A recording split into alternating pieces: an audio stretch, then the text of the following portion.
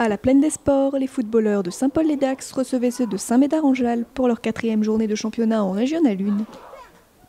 Après une entame de match compliquée des deux côtés et plusieurs occasions manquées pour les locaux, ce sont finalement les jaunes et noirs qui ouvriront le score à la 37e minute de jeu.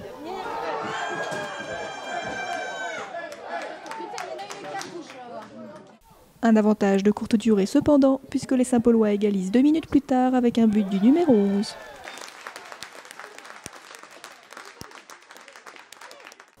Et c'est donc avec un but partout que la première mi-temps se termine. On n'est pas très bien rentré dans le match, mais après, au bout d'un quart d'heure, on s'est mis en place, on a ouvert le score. Et malheureusement, ce qui m'a gêné, c'est qu'ils ont égalisé assez vite. J'ai une équipe très jeune, voilà. La moitié de l'équipe découvre aussi le niveau R1. Donc c'est pour ça qu'il y a ce petit laps de temps qu'il faut qu'ils s'adaptent. Voilà.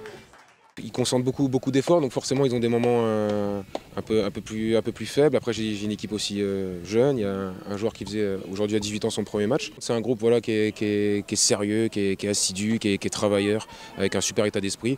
Maintenant c'est des jeunes, donc voilà, il y a des hauts, il y a des bas, ça manque de régularité.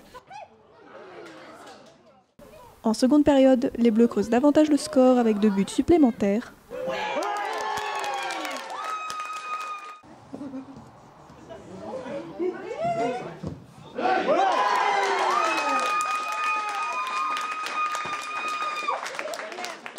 Mais menant 3-1, les Landais tentent à se relâcher et laissent leurs adversaires revenir dans le match avec un second but.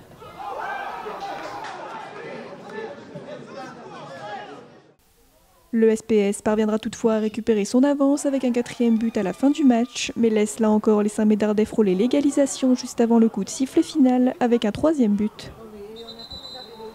C'est donc avec 4-3 et beaucoup de soulagement pour les Saint-Paulois que le match se termine.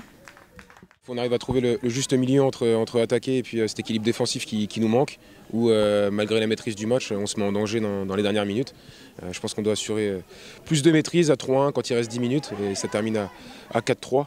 Mais bon, voilà, on joue, on essaie d'aller vers l'avant, on veut tout le temps marquer. Donc je ne peux pas leur enlever ça, mais il faut qu'on arrive à trouver ce juste milieu pour qu'on ait un équilibre défensif plus costaud. On pouvait égaliser comme on pouvait marquer à tout moment et à 3-2 malheureusement.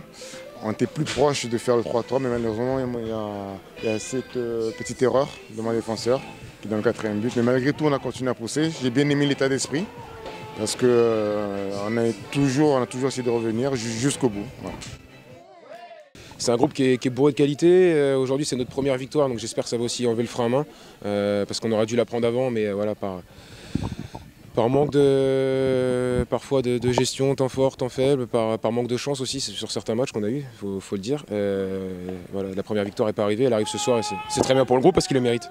Moi je prends beaucoup de plaisir à les entraîner, il y a une énorme marge de progression et je pense que cette année, voilà, cette première victoire va, j'espère, déclencher beaucoup de choses et qu'on va continuer à mettre autant de buts mais qu'on en prendra un petit peu moins. Ce sera bien pour tout le monde.